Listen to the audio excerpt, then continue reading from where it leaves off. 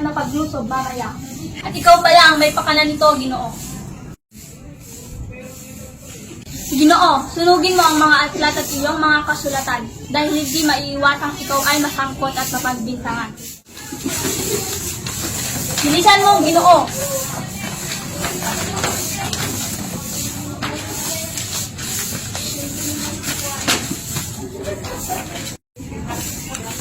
Ginoo, kaano-ano mo si Don Ibarra-Mendioa?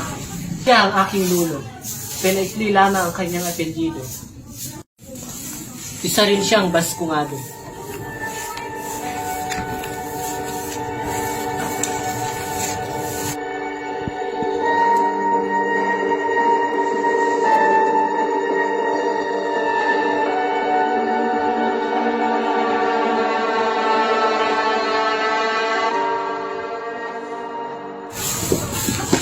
Ayos ka lang, Elias? Oo, Ginoo, ngunit mauunan na muna ako.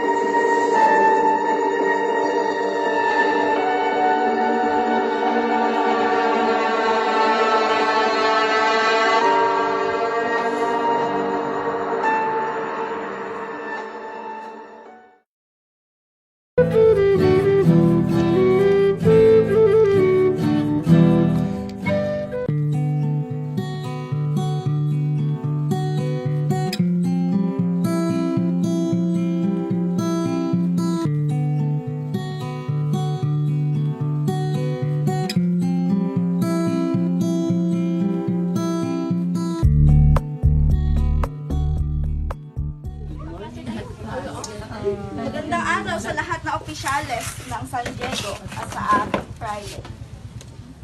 Bakit hindi ninyo ipagpatuloy ang pag-uusap? Kagaya ng arkitekto at rebensya. Plano ng simbahang iyan. Subalit ang pinapatayong gusali ni Crisostomo ay kailangan ng eksperto.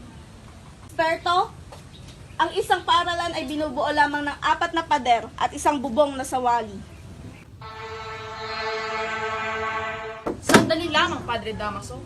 Magbabayad ang lahat. Ngayon pa lamang ay pinarurusahan na ang ama ng isang ulupong. Mabuting tao ang aking ama. Siya'y naglingkod ng tapat sa bayan.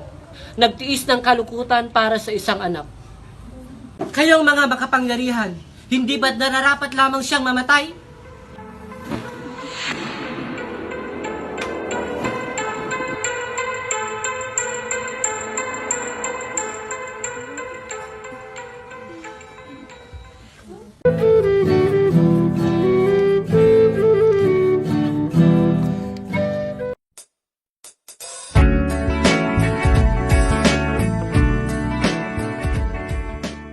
Ba kayo napapansin sa akin? Tingnan niyo. Wow! Saan mo naman ang bilian? Mamahalin niyo. Uy, nabalitaan niyo ba yung nangyari kay Ibarra at Padre Damaso? Sa tingin ko, tama lang ang ginawa ni Padre Damaso. Ano sa tingin niyo ang mararamdaman niyo? Paling narinig niyong hinamak ang namatay ninyong asawa. Ngunit wala man nang nagawa ang anak niyong si Antonio. Hindi ko siya bebenisyonan. Hindi ko yan kayang gawin sa aking anak. Hindi ko may pagkakait ang aking bendisyon. Pero kung akong tatanungin, hindi ko rin alam ang aking gagawin. Natatakot akong hindi matuloy ang pagpapatayo ng paaralan. Tinawag kasing filibustero sa Ibarra.